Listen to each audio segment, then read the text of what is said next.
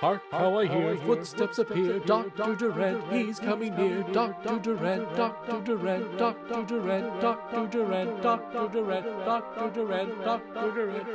Dr. Durant, Dr. Durant, Dr. Durant, Dr. Durant, Dr. Durant, Dr. Durant, Dr. Durant. Oh, well, hello everyone, it's me, Charles Nelson Riley. Charles, What are you doing here? has he kidnapped you too? Don't get saucy wings on the Yojibo, And stay away from the AHI Frankenstein. especially the squinty-eyed one. Oh, thanks, Vincent. Dr. Durant, Dr. Durant, Dr. Durant, Dr. Durant, Dr. Durant, Dr. Durant, Dr. Durant, Dr. Durant, Dr. Durant, Dr. Durant, Dr. Durant, Dr. Durant, Dr. Durant, Dr. Durant. Hey, I'll pull robes and get into my room.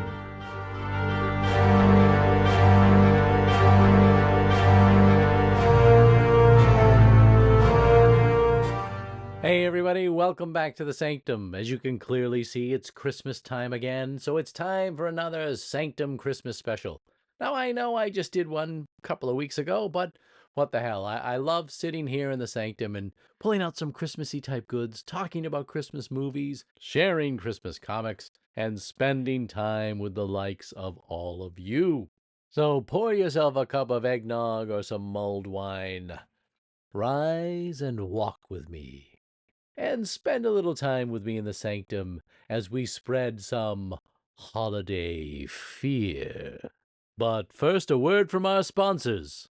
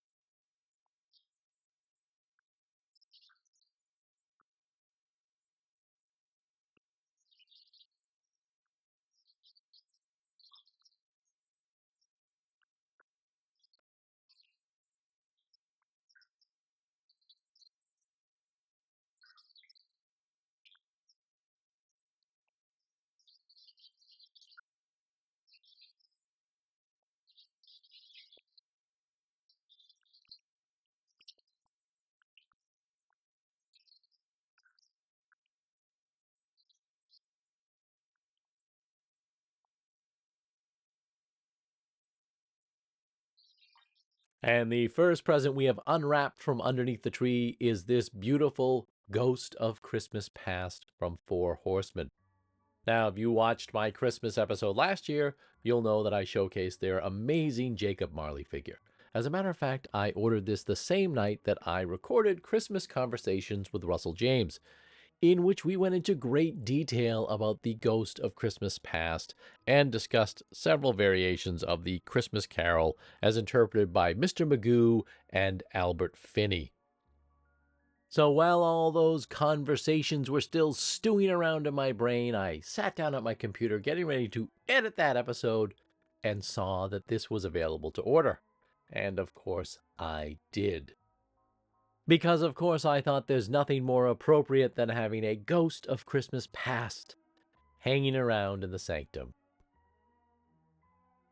Well, does that mean my services are no longer required? May I dissipate into the ether and return to a glorious afterlife?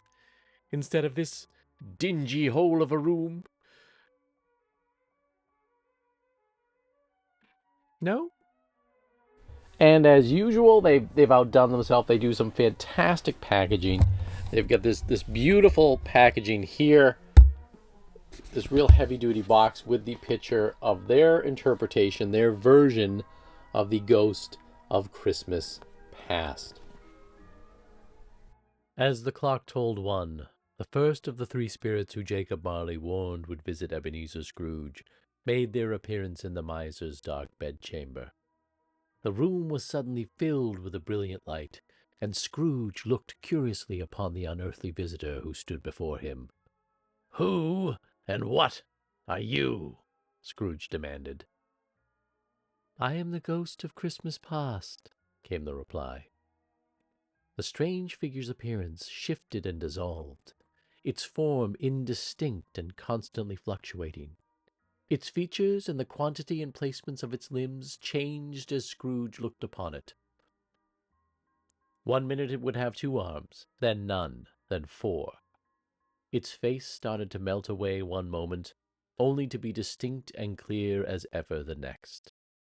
From the crown atop its head there came a brilliant ray of light which had engulfed the room, and in its hands it held a sprig of holly and a golden extinguisher. Scrooge asked the spirit why it had come. "Your reclamation," it replied, as it bade him to bear a touch of my hand. Together the mortal and the spirit passed through the wall of Scrooge's home, and were transported to an old country road on a cold winter day. Ebenezer immediately recognized the school where he spent much of his younger years, including quite a few Christmas holidays alone with only the schoolmaster for company. From this scene the spirit took Scrooge to see another Christmas, a warm and joyous one where young Ebenezer was an apprentice at the establishment called Fezziwig's. "Yo-ho, my boys!" Fezziwig exclaimed. "No more work tonight. Christmas Eve, Ebenezer!" A jolly party ensued as Scrooge and the ghost of Christmas past looked on. "My time grows short," observed the spirit. "Quick!" Transported one more time, Scrooge again recognized the scene before him. But unlike the shadows he had witnessed earlier in the night, this memory brought him regret rather than good cheer. A young woman turned away from Ebenezer, recognizing that the pursuit of wealth had become his one true love. "Leave me! Take me back! Haunt me no longer!" Scrooge exclaimed, as he seized the extinguisher from his guide. Pressing it down upon the spirit's head, the light of the ghost of Christmas past was snuffed out, and Scrooge found himself in the darkness of his bedroom once again. Now, as Russell and I kind of already covered in our Christmas Conversations episode, the Ghost of Christmas Past was never my favorite ghost back in the day because I didn't really have a past. I wanted to get to the exciting stuff with the fun Ghost of Christmas Present and the song That's Life. That's Life. That's a Sinatra song. I mean, I like life.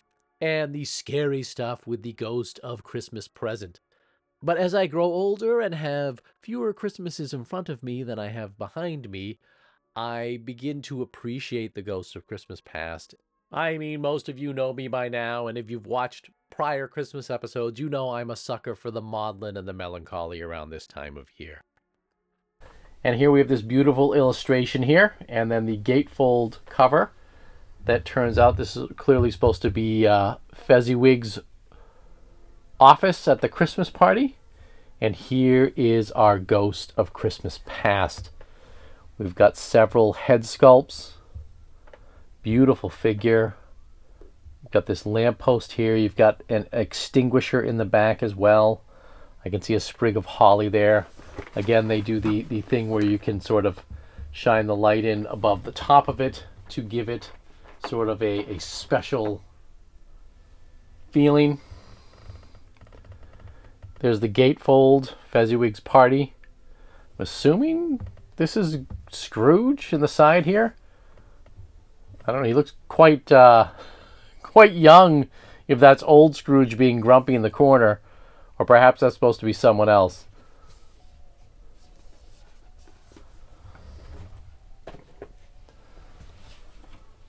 I'd actually almost prefer more of the lonely country road for the gatefold or Scrooge's bedroom.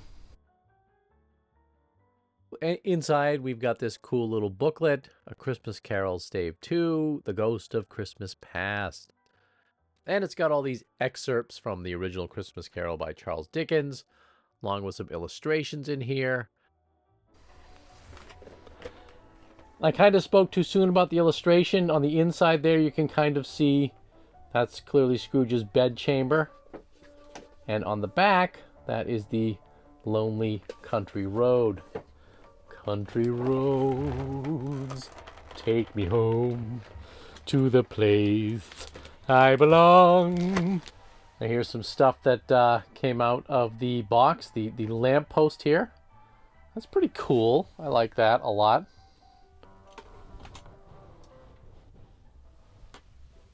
And how are the numbers looking? We're landing at a strong 70 SPF. You often have this interpretation of the ghost of Christmas past being like a flame, a flickering flame, a flickering candle. Probably the metaphor being that our past that we look back upon changes each time we try and remember it. It's never exactly the same. As we've probably massaged it over the years or turned it more dramatic over the years or what have you, as we've grown older too, the way we've interpreted those memories have changed. So I think that's one of the reasons why the ghost of Christmas past is represented as sort of a flickering flame that can be extinguished quite quickly, and also why she never seems to take a perfect form. In the book, the ghost of Christmas past is never defined as female or male, and as a matter of fact, seems to take on both mantles, if you will. And you've got this beautiful figure here. Once again, they've done a terrific job. I like the pose she's in right now. She's got a great dress here with wires, so you can sort of pose the cloak behind her. And they do interpret her clearly as a female. She's got sort of this sparkly, wintry hair.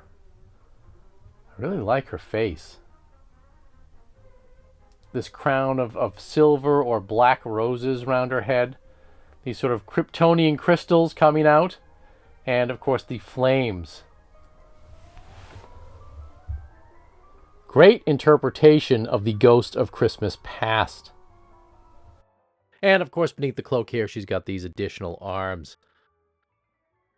I'm not sure what the significance of the ghost of Christmas past having these multiple arms is. Perhaps it's just reaching out into all these various points of time in the past. Either way, it certainly makes her look like a very formidable and interesting ghostly figure.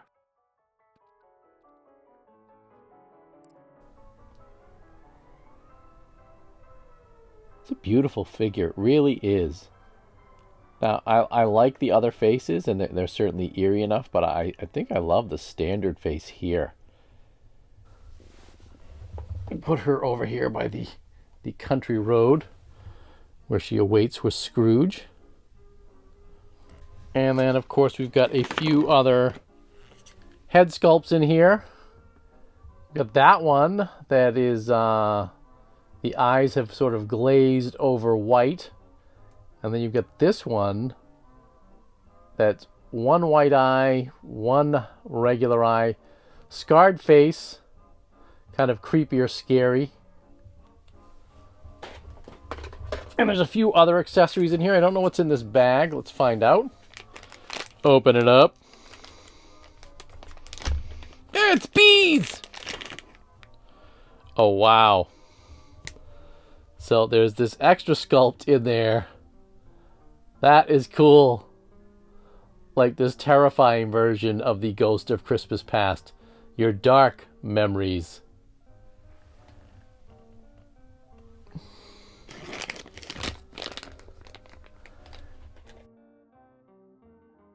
And of course we've got this sprig of holly, which I think is supposed to be symbolic of Christmas, obviously, and Christmas is past. And you've got the extinguishers here to extinguish the candle that is the ghost of Christmas past. To extinguish the memories. A base for the lamppost. Different hands. Clawing hands. This is definitely a very cool piece. It is going into the sort of Christmas diorama now that I've got Marley and the Ghost of Christmas Past. I assume next year they're going to do the Ghost of Christmas Present. And I, of course, can't wait for a Scrooge himself, as well as the Ghost of Christmas Future. I hope they do all the ghosts first, and then they can get into sort of the main characters. Now, my daughter was recently studying A Christmas Carol at school. They read some excerpts from Dickens' book. They watched the film. God help them, they watched the Robert Zemeckis version with Jim Carrey that's all CGI. But she loves Scrooge, the same version that I've had because she's grown up with it. And then they went to see the play that played here locally. And what she told me about the play, which I thought was a very interesting interpretation, is that the narrator of the play, the one that tells the story, that tells Scrooge's story, is a grown-up Tiny Tim, you come to find out later on. So I thought that was a kind of cool interpretation of it.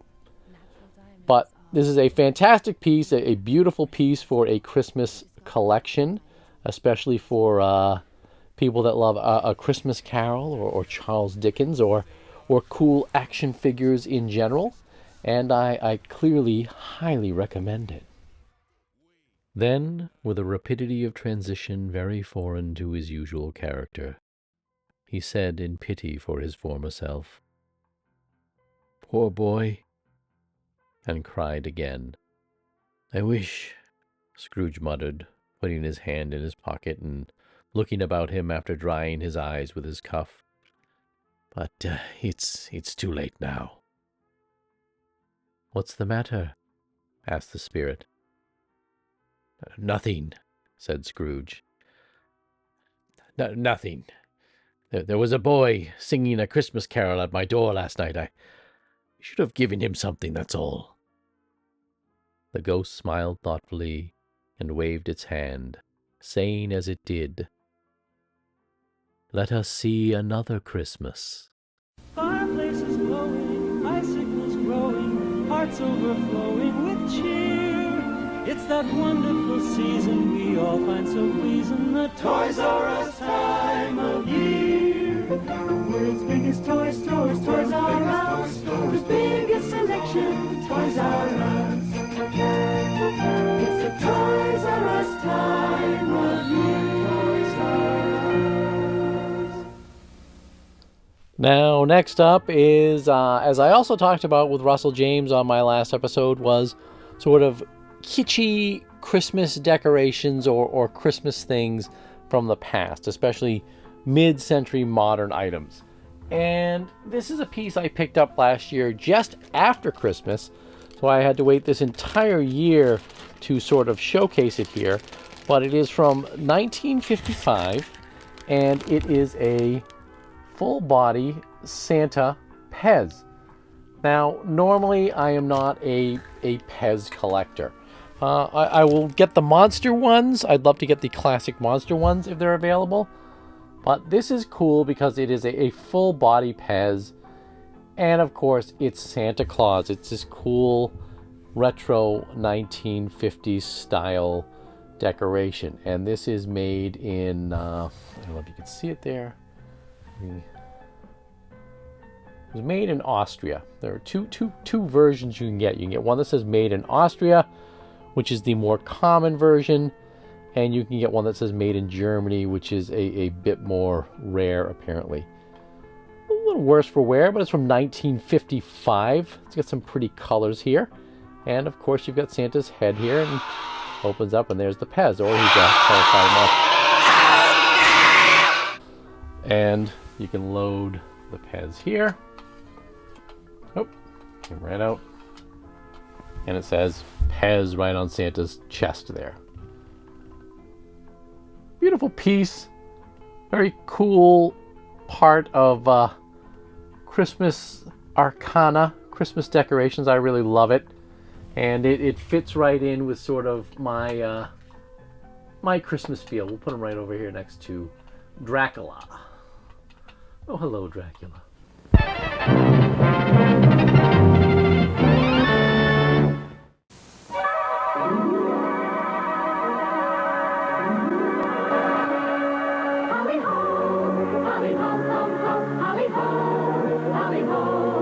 Did I make it? Is it Christmas? Looks like someone forgot to leave milk and cookies for Dr. Durant. Die! Die! Die! Didn't think I had the stones to do it, did you? Well, I've got the Dracula stone.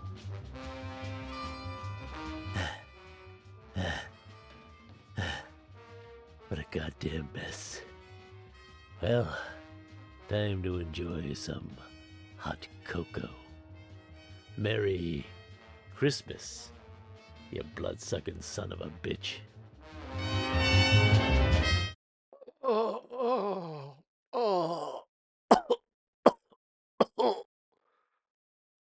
Why?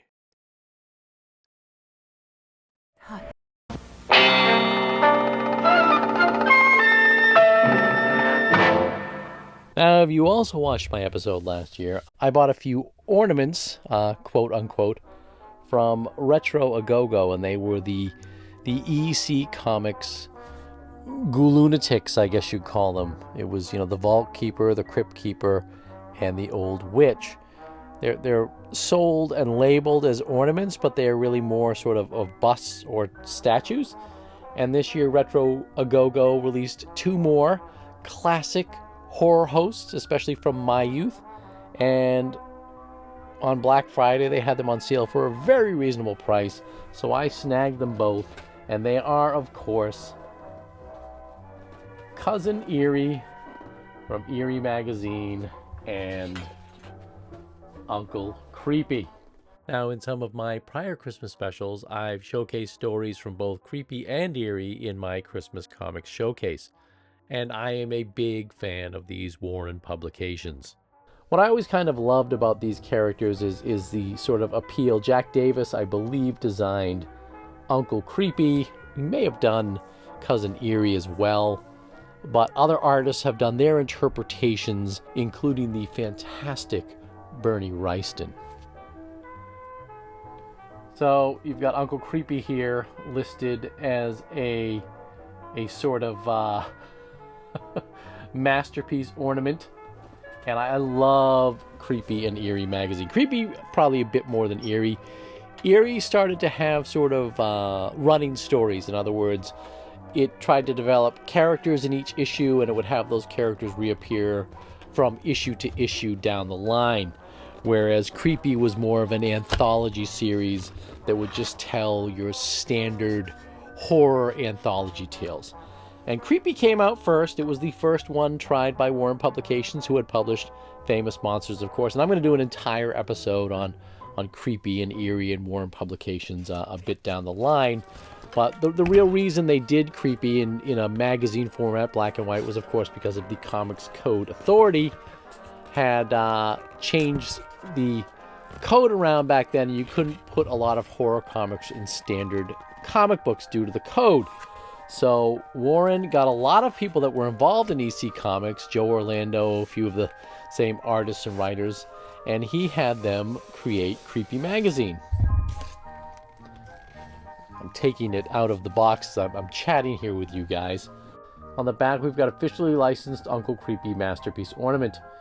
Introducing for the first time ever, the infamous horror host Uncle Creepy of Creepy Magazine. Featured in all his moldiness as a masterpiece ornament. From Retro A-Go-Go. Savor every distasteful detail from his pale, wrinkled features to his moth-eaten overcoat. Unc has pulled a volume from his dusty library.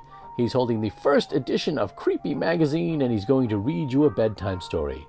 So pull up a coffin, tuck yourself in, and let Uncle Creepy read you off into Nightmare Land. The box has some cool covers from Creepy Magazine, of course, here.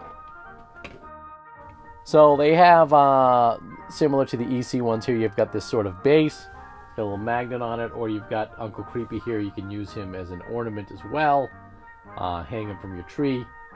I don't really understand the appeal of ornaments that aren't Christmas themed on your tree. Don't get me wrong, I love monster ornaments, but if I'm going to put a Frankenstein on my tree, I want a Frankenstein as in a Santa hat, or a Dracula in Christmas pajamas or something like that. I mean, it seems to be that's Hallmark's thing now, is they do ornaments that aren't even really Christmassy, just scenes from Star Wars or Star Trek or characters from TV shows that you just hang from your tree. And that's fine. I have a few on my tree, I can't lie. What a fantastic paint job on this. And I always loved Uncle Creepy because he was sort of this sort of older, colonial, puritanical type character. They really went for sort of an East Coast type of character, like he's some old pilgrim or puritanical guy. But look at the detail on this figure. You got his yellowed teeth and his nose. Very much along the style that Bernie Wrightson would do him. his horrible comb over. And then, of course, he's got a volume of creepy right here. Look at his hands. Look at the detail work on his hands there. I have to say, they do fantastic work with this. I was just as amazed last year when I got the EC Comics ones. And, of course, there is that first classic issue of Creepy Comics with Uncle Creepy in his easy chair surrounded by some fantastic Jack Davis characters, drawn by the great Jack Davis. Responsible for a lot of Mad Monster Party character designs. Great EC Comics artist, drew a lot of commercial art for movie posters, TV guide, games, toys, what have you. Really, I love this. This is definitely going on the comic book shelf. And of course we have Uncle Creepy's cousin here, aptly named Cousin Eerie. And he's got some issues of Eerie magazine. Now, what Warren utilized back in the day, there's a great Richard Corbin cover, by the way. They did Frank Frazetta, they used Richard Corbin, of course, they used Jack Davis, a lot of great American artists. But he also had a lot of great Spanish artists draw and illustrate for his magazines, especially Vampirella. Well, let's get good old Cousin Eerie here out of the box. And here is a similar deal with Uncle Creepy. You've got the base with Cousin Eerie on it and the Warren Publications Eerie font. And then we've got Cousin Eerie himself. Now, he's kind of Christmassy looking because he has this green sort of coat on here with this green bow tie. I don't know why. And he almost seems like sort of a demented elf. He's definitely a bit more Christmassy looking. And this attaches magnetically there. Now, I always liked Uncle Creepy a bit more. It's interesting that these guys, there was always a similar situation over at DC Comics. You had Cain and Abel. Cain was tall and lank and skinny, and Abel was short and fat. They were both drawn by the great Bernie Wrightson at one time as well. Uncle Creepy, of course, has, Cousin Eerie, of course, has missing teeth here. He's a bit more gleeful. He's kind of ogreish in his way. Whereas Uncle Creepy is more witch-like. Cousin Eerie is more monstrous, if you will. And he's got the first issue of Eerie right there. Interesting note is that Eerie Comics was actually done as a trash can edition. It's very rare and hard to get.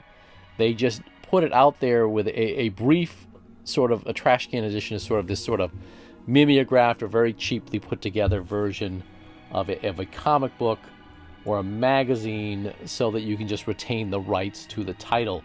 There was an Eerie Comics in the 1950s, and I believe someone was getting ready to put an Eerie Comics out there. So Warren wanted to grab the title and put a quick trash can together. Now I'm hoping, if this seems to be the road that Retro A-Go-Go is going down with sort of Monster Host holiday ornaments every Christmas. They did EC last year, Eerie and Uncle Creepy this year. I'm hoping, and I know it's probably that they'd have to get the rights from DC Comics, but I'd love to see a Cain and Abel type figure.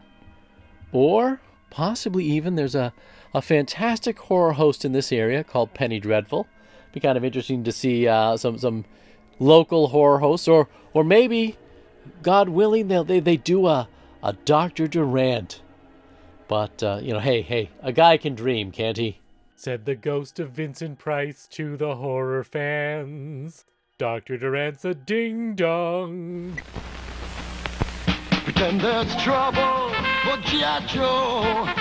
You gotta get out, you're G.I. Joe. Copter's waiting, time to go. Gotta rescue G.I. Joe. Better move out, you're G.I. Joe. Mission accomplished, G.I. Joe. G.I. Joe and G.I. Joe Adventure Team Helicopter, each sold separately. Always a delicate creature, whom a breath might have withered, said the ghost. But she had a large heart. So she had, cried Scrooge. You're right. I will not gainsay it, spirit, God forbid. She died a woman, said the ghost, and had, as I think, children. One child, Scrooge returned. True, said the ghost. Your nephew. Scrooge seemed uneasy in his mind and answered briefly, yes. In my very first Christmas episode, I recommended a bunch of Christmas-themed movies to watch that aren't exactly traditional Christmas movies. And one of them is still a favorite of mine. And this year, I was able, thanks to Distinctive Dummies, to obtain a figure from that movie. I'm speaking, of course, of Christmas Evil, Yuletide Terrors. And this is the Harry figure from Christmas Evil. He is sort of the precursor to Silent Night, Deadly Night, but a far better character and a far better film. This is, of course, from Distinctive Dummies. They make very limited batches of custom action figures. This is number 46 of 50, and of course it's made in the Jolly Dreams Toy Factory. Paints by Martin Cage, costume by Lady Oi, sculpt by Pablo Valenzuela. You've got this sort of interpretation of the movie poster itself. And then you've got the figure in here on this cool base. He's all wrapped up. Let's take a look at him. And here he is, out of the box, our scary Santa. Named character is Harry in the film.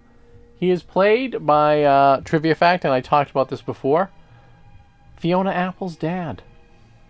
The story behind A Christmas Evil, of course, is Harry has a traumatic experience as a child involving Santa Claus, which really was just his dad sort of dressed up as Santa Claus, having a romantic liaison with his mother, and it sort of affected him in a strange way.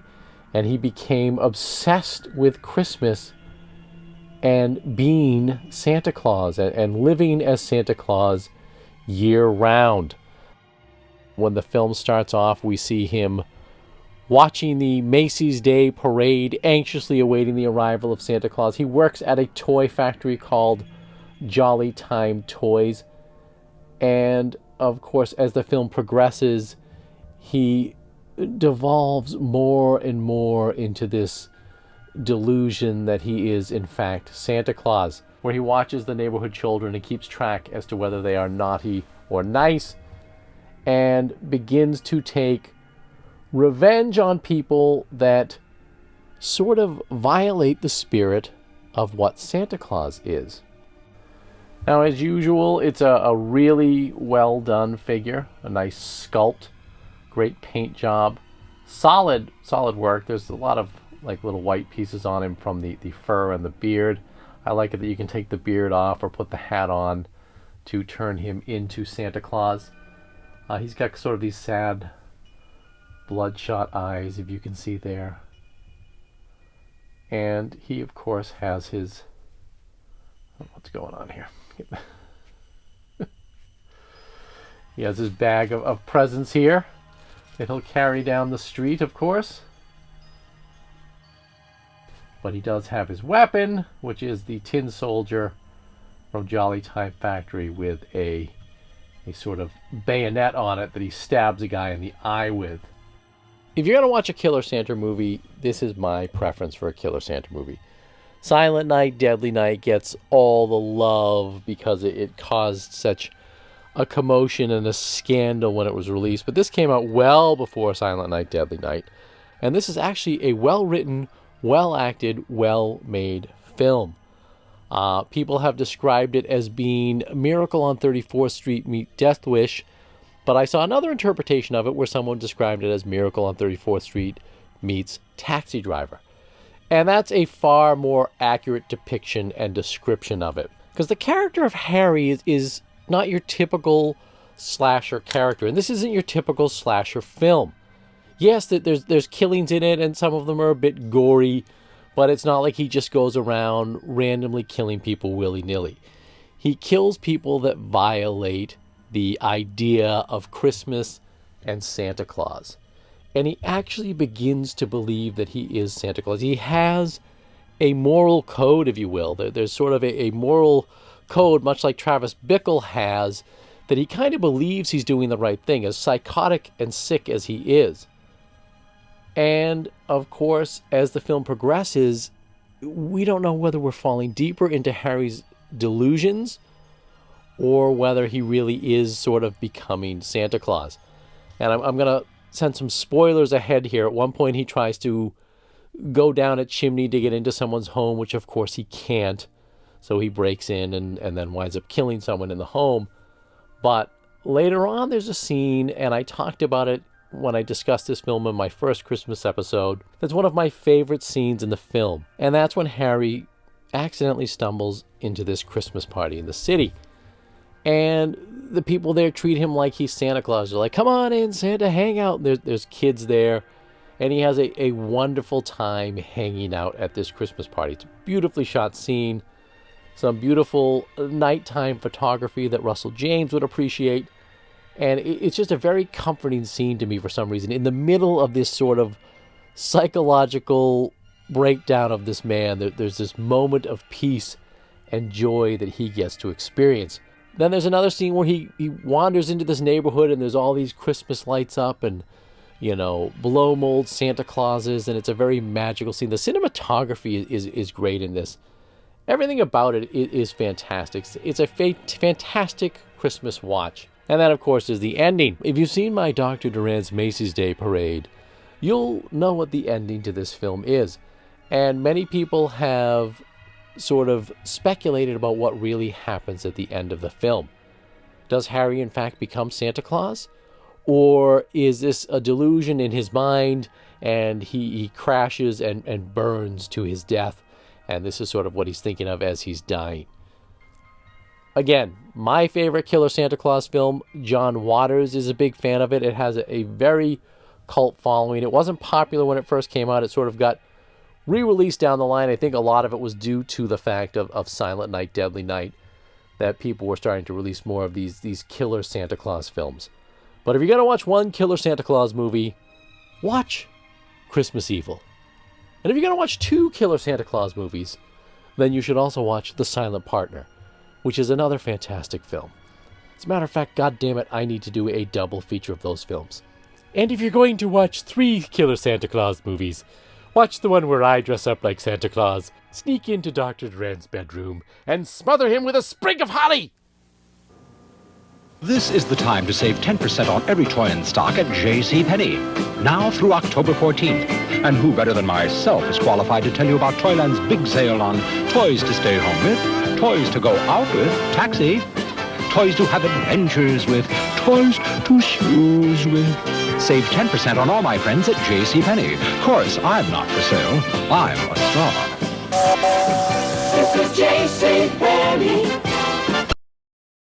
Some other things I wanted to showcase real quick is some beautiful Christmas-themed artwork that I picked up this year. Last year, I showcased some of the work of an artist by the name of El Gato Gomez. She's an amazing artist. She makes fantastic prints right in the wheelhouse of things that I love. Monster Kid stuff along with mid-century modern type, along with a mid-century modern type feel. And I picked this up last year in her Christmas sale. During her Christmas sale. It is a Frankenstein lighting up the Christmas tree. Beautiful. I love it.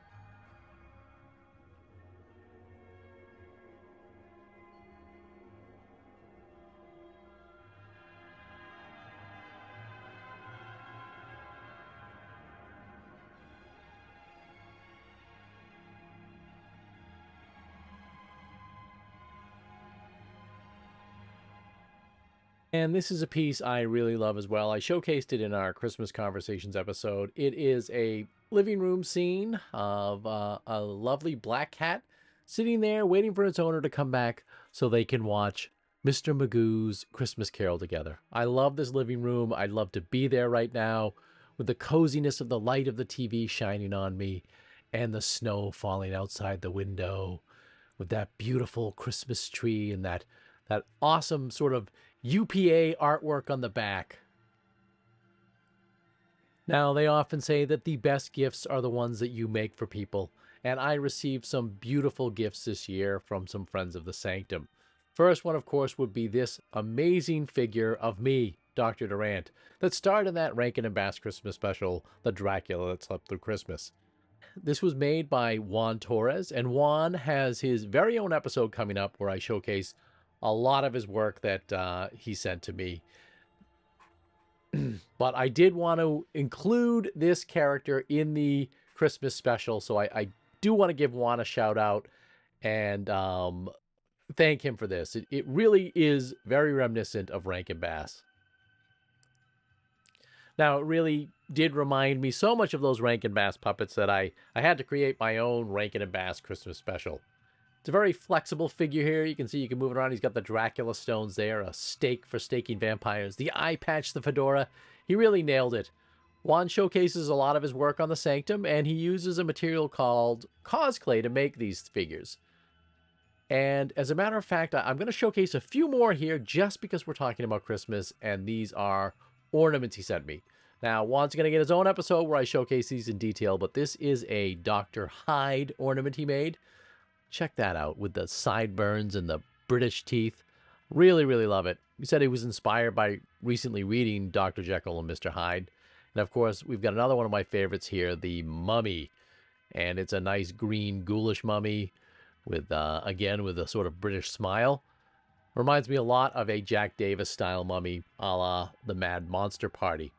And last but not least is one of my all-time favorite monsters. You know what's coming up. It's the Frankenstein monster, or Frankenstein as I like to call him. Again with the teeth here. I hope Juan isn't using real human teeth to make these. But check out that detail. Just amazing work. And again, I'm honored to receive something like this, a gift such as this. I really, really am thankful for this. They, of course, say that handmade gifts that you make yourself that come from the heart are the best. And they truly are. These are a case in point. I absolutely love these. And I thank Juan and wish him a Merry Christmas and a happiest of holidays from my heart. And Juan, you've got your own episode coming soon, showcasing more of your fantastic work. I just didn't have time to do it justice on this Christmas episode. But I did want to showcase these because they were ornaments. And I wanted to use the Dr. Durant in the Christmas special. I have one more handmade gift that was made for me by another friend of the Sanctum that I absolutely blew me away when I received it in the mail.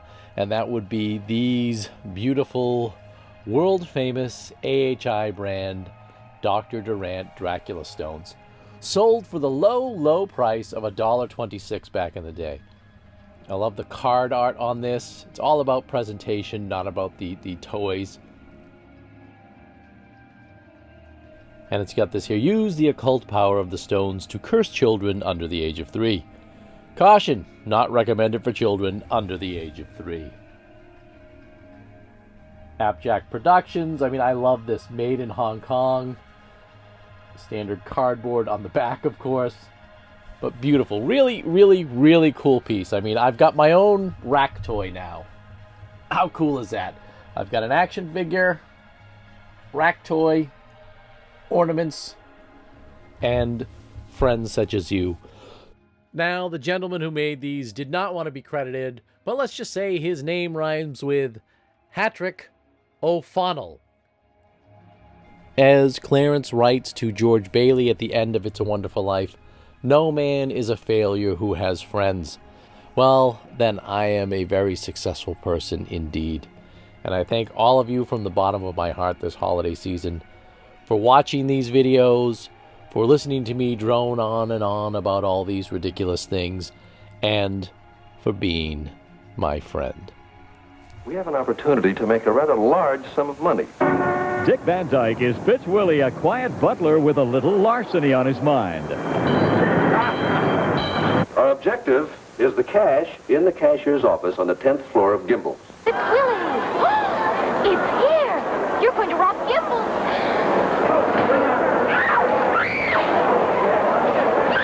Dick Van Dyke and Barbara Feldon star in Fitz Willie Monday night at 6 on Channel 56.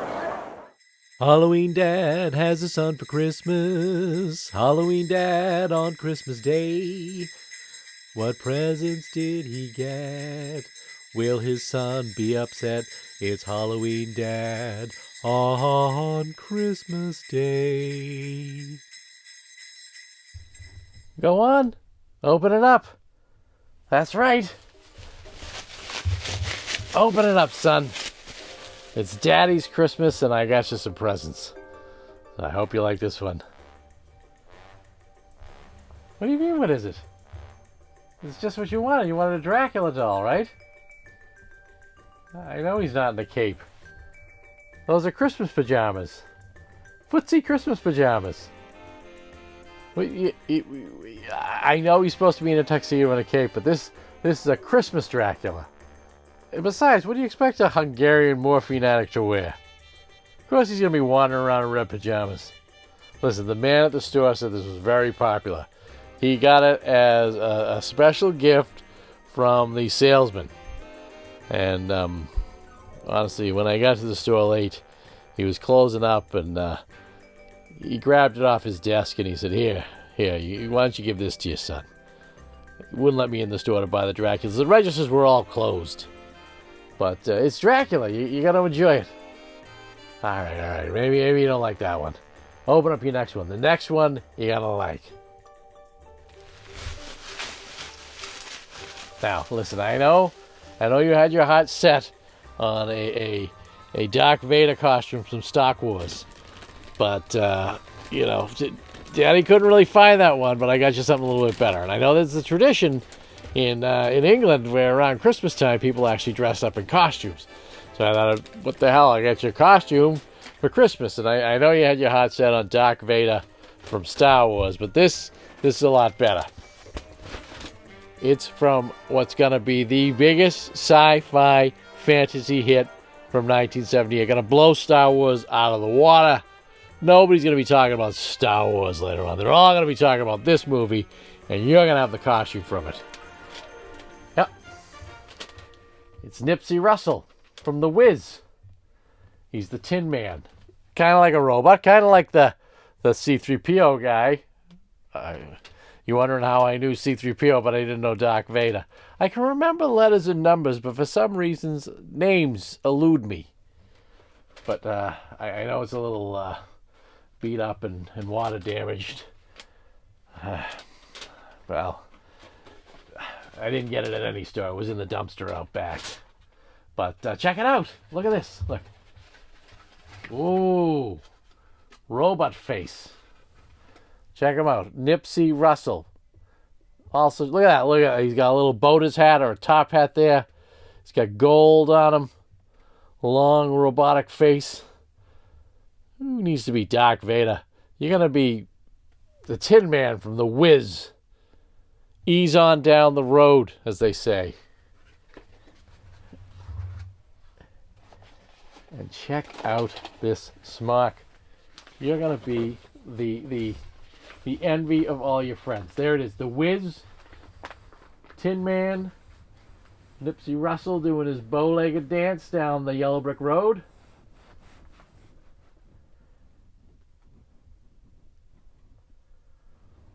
You know, Nipsey Russell, he likes to rhyme. He was rhyming before Muhammad Ali. All right. You don't like this one either? All right, I got a couple more. Daddy's gonna get you. You're gonna like one thing. I promise. You can keep that for next Halloween. It's Daddy's Christmas though, and Daddy got you some other presents. All right. So that one wasn't a hit. They can't all be winners, but we'll pack this up and we'll put it in your room, and you can put it on when you want. Maybe wander around and say you're defying gravity. You'll understand that joke in about 30 years. Oh. Okay, one more present for you. Open up. Open it up. It's Daddy's Christmas.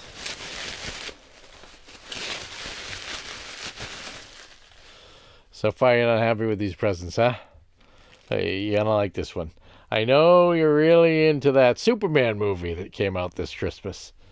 And they couldn't get you the figure that you wanted, but there's a couple of friends of mine, they're into this stuff called customization. So, I got you the next best thing. Look, it's Kojak. Telly Savalas as Kojak. And what you can do is you can customize this for your Amigo figures and makes one of your Lex Lugers. What do you think of that? What do you mean he doesn't look like Gene Hackman? This is Telly Savalas. He'll act Gene Hackman. He can fucking act rings around Gene Hackman. Gene Hackman. What's Gene Hackman been in? The what? The what connection? When did you see that movie? Oh. Jerry took you to see it. Mom's boyfriend? Jerry got you a Lex Luthor figure, 12 inches, Mego, and the Superman, and Zod.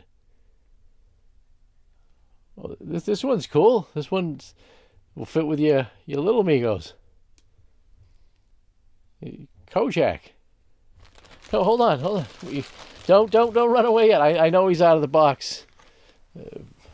He's got a hat. What on him? And wait. He's got a snub nose 38. Huh? Hat? Oh, sorry, his hat fell down. And hold on. Some other stuff in here. Oh God, where is it? Please, dear Lord. He has a cigar. Smokes a cigar.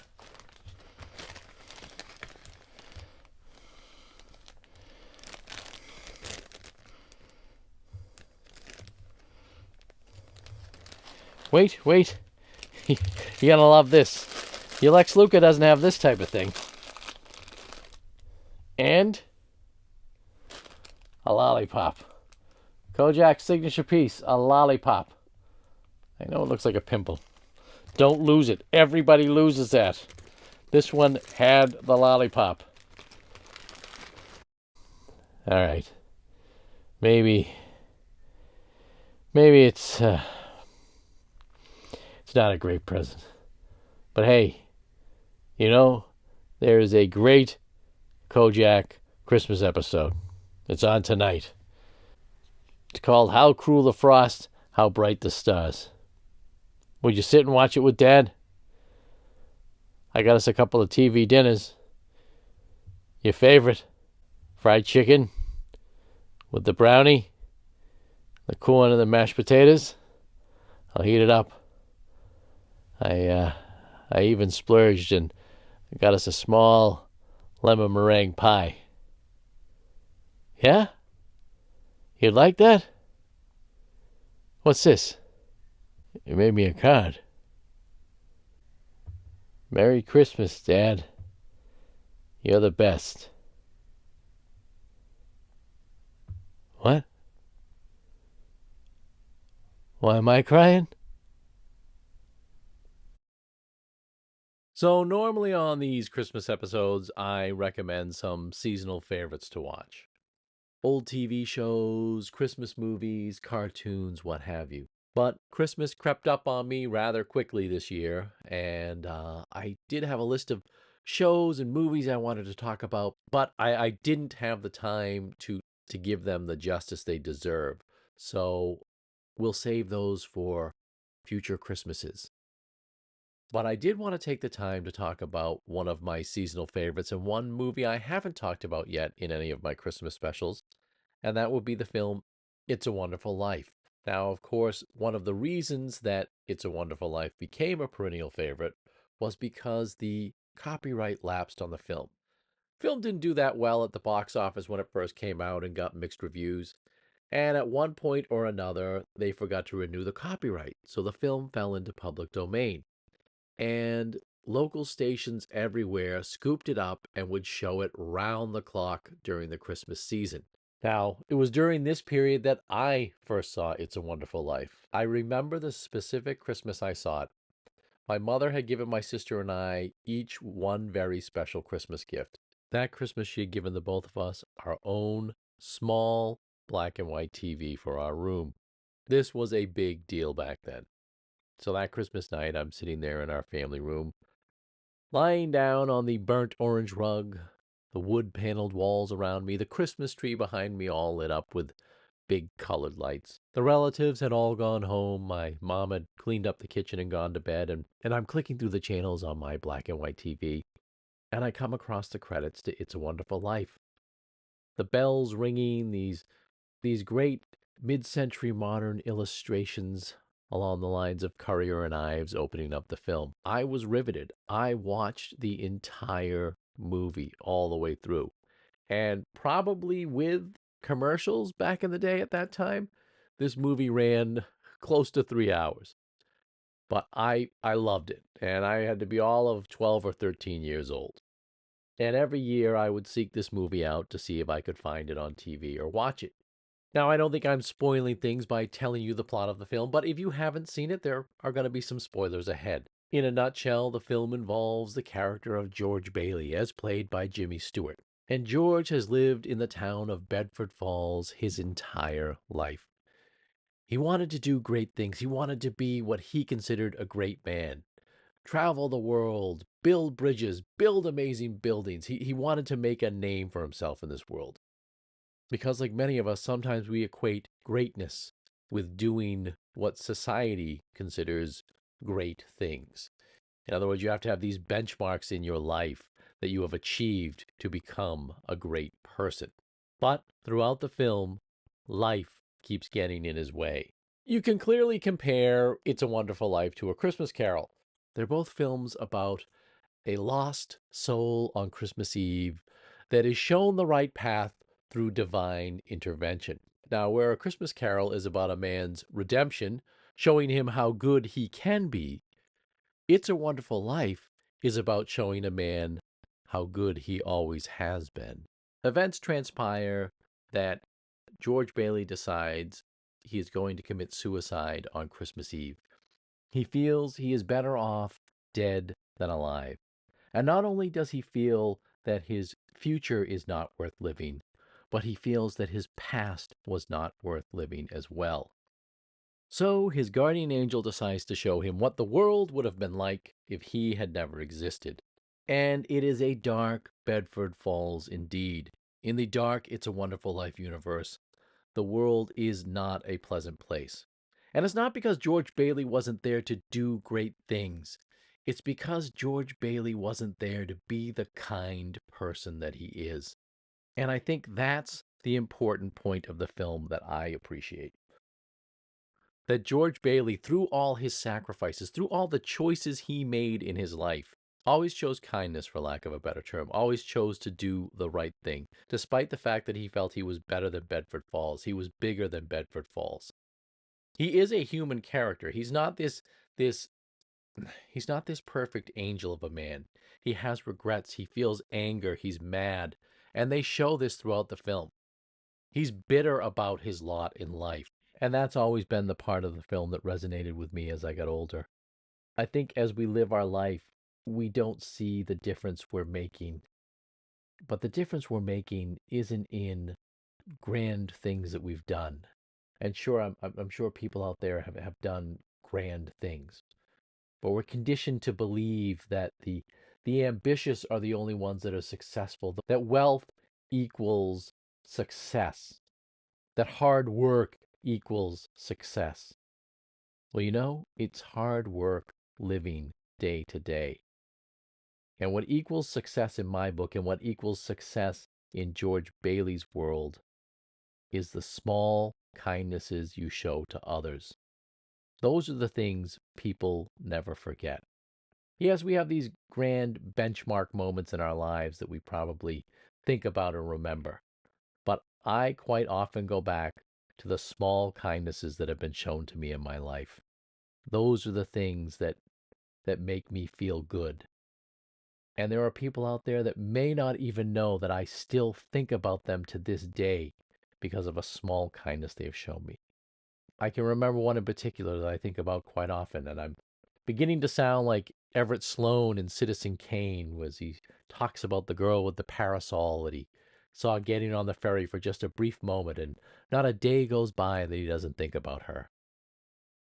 I was in college, and I had written an essay on a short story we had to read, and for the life of me, I can't remember the name of this story, but I know the plot. It was about an elderly African-American couple that is preparing themselves to go commit suicide.